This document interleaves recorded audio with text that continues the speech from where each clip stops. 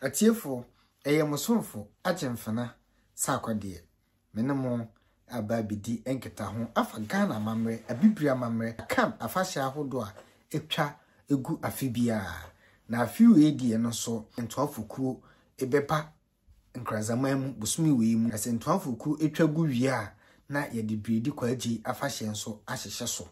enenti yebeso atiefo samonje bre na monhwe afahya etwa gu akana afe no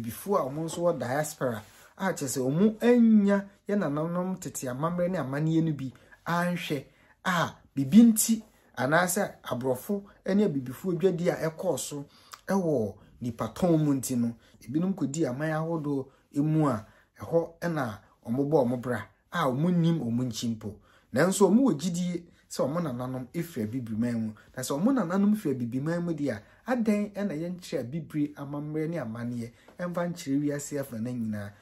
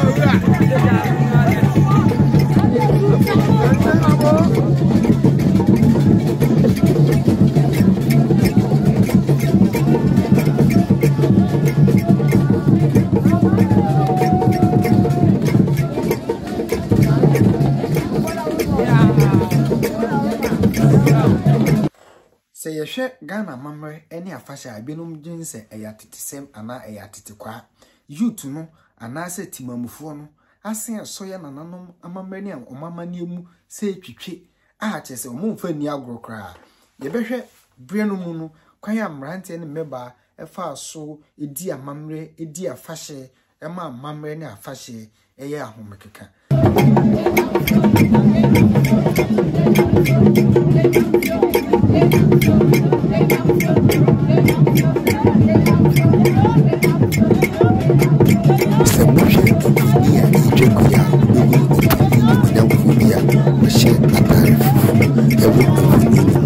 Aduro